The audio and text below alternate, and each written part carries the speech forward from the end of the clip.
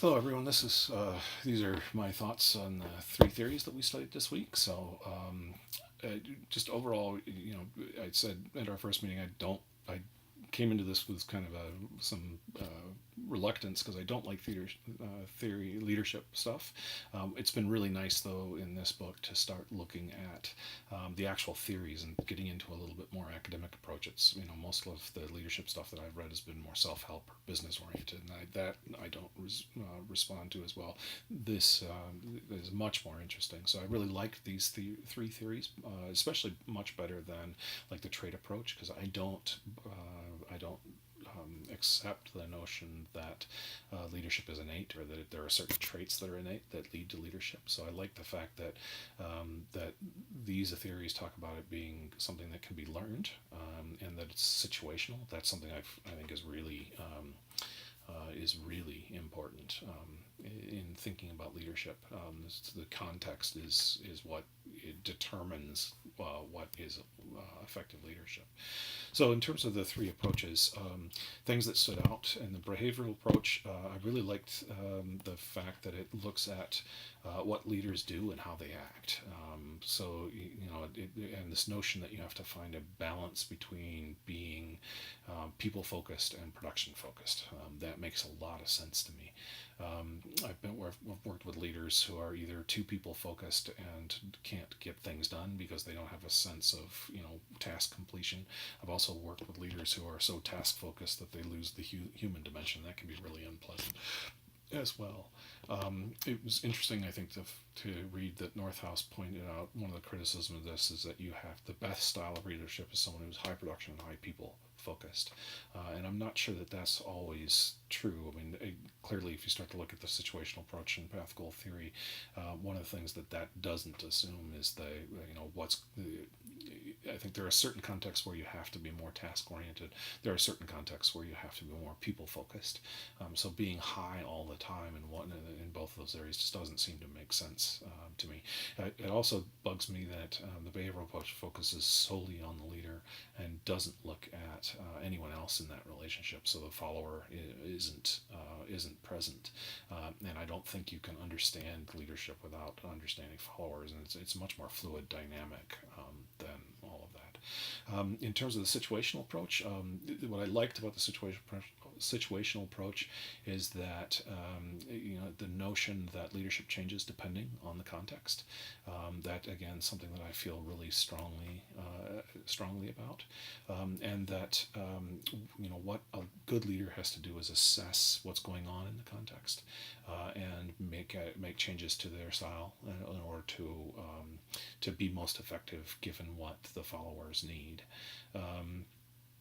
I also really the thing that sort of on a theoretical level that's appealing to me about the situation approach is the notion that it's much more prescribed, so that you just sort of understand what your followers need, and then pick an approach from one of those four approaches to address that. I love the idea that you can just sort of have an instruction manual to leadership. The problem is, I think, in reality and in my experience, that it's much muddier than that.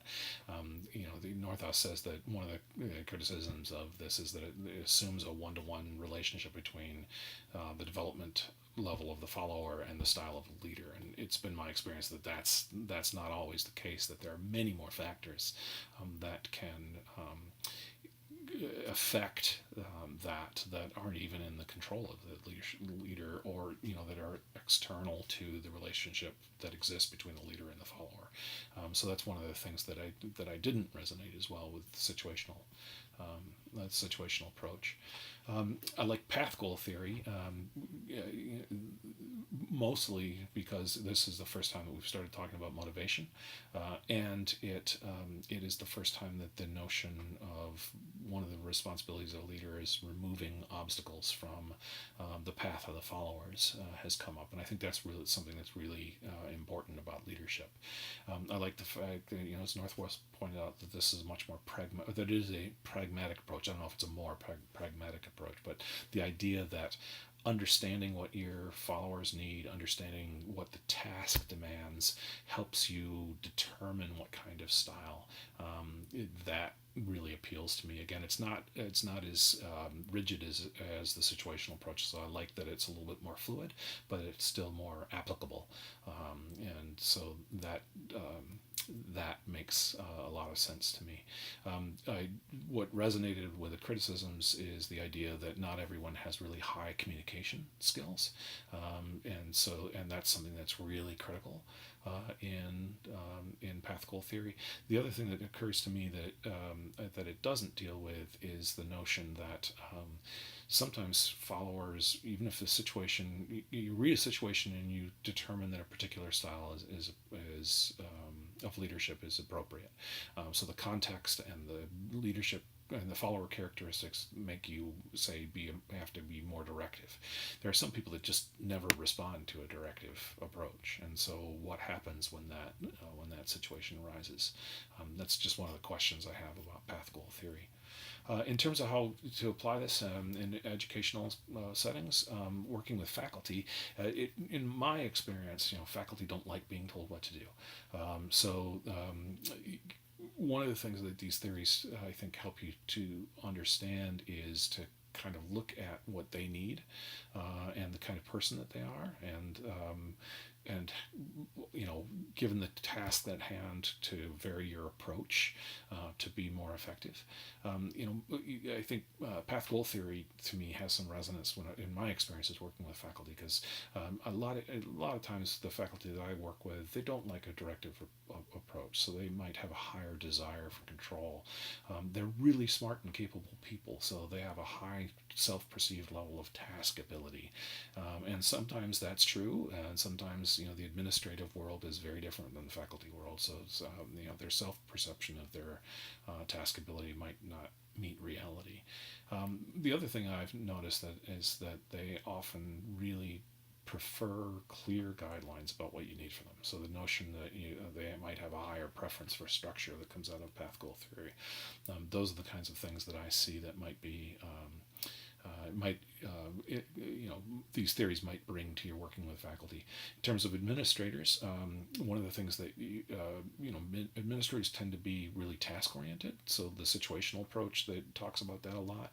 The other thing, when you're working with a group of administrators, that is interesting and that these theories might help with, is that sometimes you're called upon to be in a leadership role, sometimes you're called upon to be in a follower role. So using these theories or some awareness of these theories could help you determine what kind of style, if you're in a leadership role, what kind of style works with the people that you're working with in the task that you're working on. And if you're in a follower role, maybe it helps you articulate what you need from the leader to help everyone be more successful. So those are the kinds of things that I reacted to, and thanks for listening.